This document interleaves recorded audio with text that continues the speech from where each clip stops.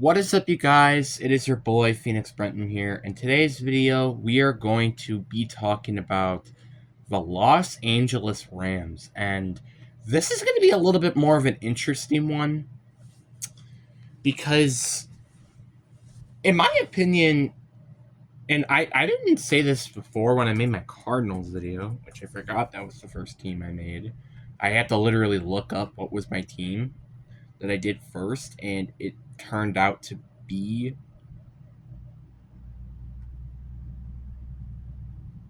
that team, which was very surprising because I was thinking I was going to do the Rams first, but no, I did the Cardinals, which, to be fair, they're kind of just an all around mid team. But we're not here talking about the Cardinals, right? We're here talking about the Rams.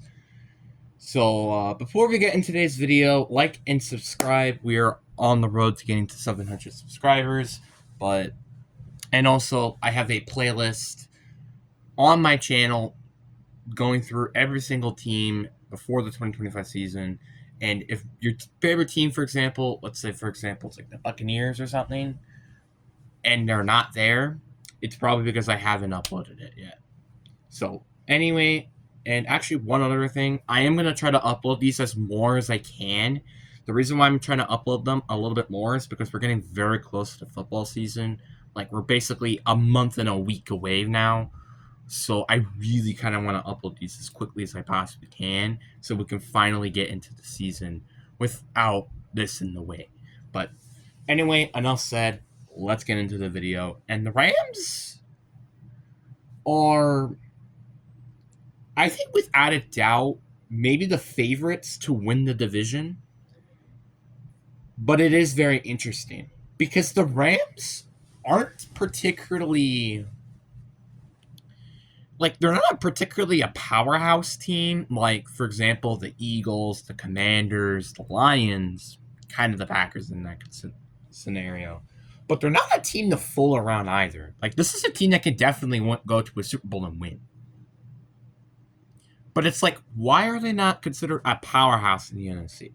So I guess it kind of goes down to the NFC tier list. There's the powerhouses, and then there's the next in line, as in probably teams that could maybe potentially get in an NFC divisional round, NFC championship game, etc. But I can't quite see them making it to a Super Bowl because of some of the holes that are on their roster. But before we get into those holes, let's discuss what they didn't losing in free agency. One, there are a couple of players that they did lose. For example, Cooper Kupp, which I feel like it's kind of sad not seeing him in LA. Like, it's kind of weird for me, despite I'm a Seahawks fan, it's still so weird for me to say that he's a Seahawk now. It's just kind of weird because he's been in his entire career over in Los Angeles, which actually made more sense if he went to LA. And plus, they actually kind of had a bigger needed receiver than we did, but besides the point. They also lost Joseph Newboom, who really isn't a particularly big guard, and plus they replaced him anyway, which we'll talk about that later. Jonah Jackson, who didn't play at all last year. So it's like they didn't really lose like anybody major.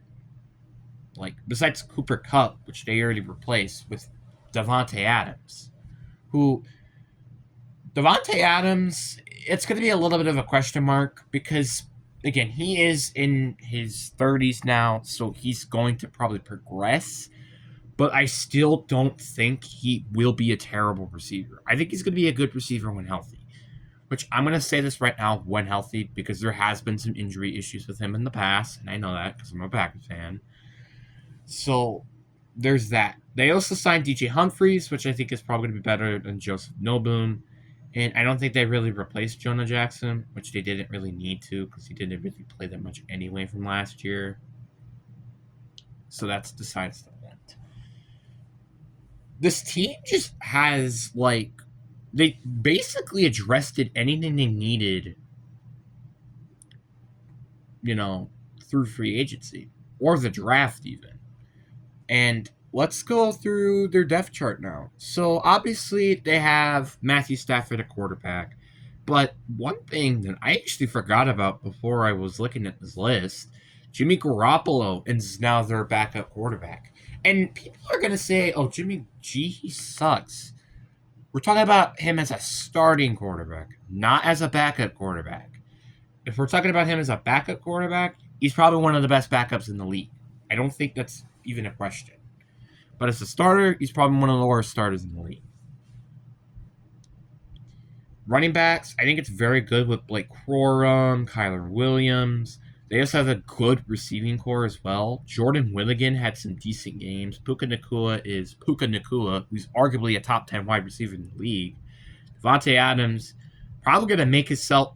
I think he might have a chance to Canton, but maybe if he wins the Super Bowl, that probably locks it for sure.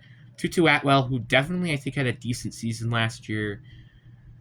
Tyler Higbee, maybe some concerns with him. He's not been that particularly great as of recently.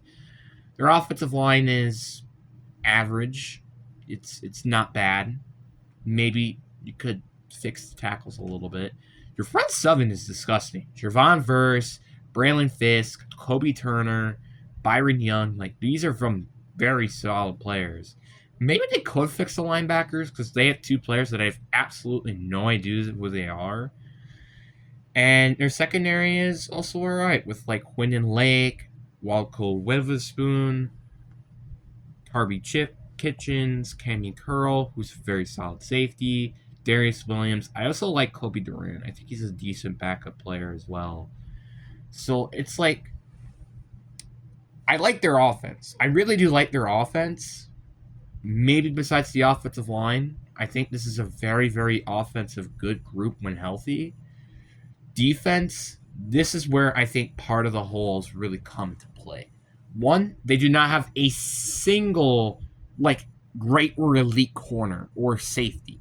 They don't have any of that. Yeah, they have good players. They just don't have great ones. And they don't have a linebacker that I even know who they are. That is a bit of an issue. Not going to lie. And what was their first pick again? What was their first pick? Rams' first pick in 2025. What was their first pick again?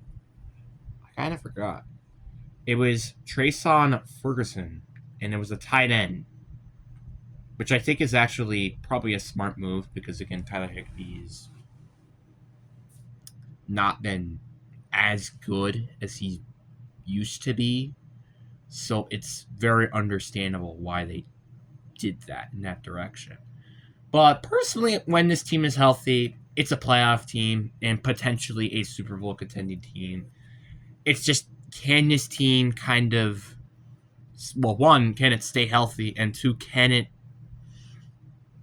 the defense play much older than what they are? Because they did draft a lot of players on defense that are starting. So that's kind of probably my only concerns with this team is probably the defense, partially, and if this team can stay healthy. Because I think outside of that, this is without a doubt a playoff and potentially Super Bowl contending team. So now, let's go to here. Let's go to worst case scenarios. So you will lose at home against Houston to start off. Then you're going to lose twice against Tennessee and Philadelphia on the road. You get 2 wins in a row, which is against San Fran and Indianapolis at home. Then you lose to Baltimore at home or on the road. Then you lose to Jacksonville in London. You get the win after your bye week. You lose against San Fran out on the road. You win at home against Seattle. You win against the Bucs at home. Then you lose to the Panthers at home. You lose to, or on the road. You lose to Arizona on the road. The Lions beat you at home. The Seahawks will beat you at home. The Falcons will beat you on the road. And you get a win against Arizona in Week 18. So worst case scenario, I have this team going 6-11. You know, actually, no. I have worst case scenario, this team is going 7-10. So that's not a bad record to end with your worst case scenario. But again, it's not great. But that does mean that this team has some true potential. Now let's go to the best case scenario. Obviously, you get the win against Houston at home. Then you get the win against Tennessee on the road. You do lose to Philly, though, but then you get 2 wins in a row. Then you lose to Baltimore. I think you will lose to Jacksonville in London, though. Then you have a bye week. Then you win. Then you still lose to San Fran at home. Then 2 wins in a row. Then 3 wins in a row. And then you beat Arizona now on the road. The Lions will still beat you. You beat Seattle on Thursday. And you beat the Falcons on the road as well. So best case scenario, I have this team going 12-5. It probably could also be 13-4, I think, because of the Jacksonville game at London, because that's just a little bit more unpredictable.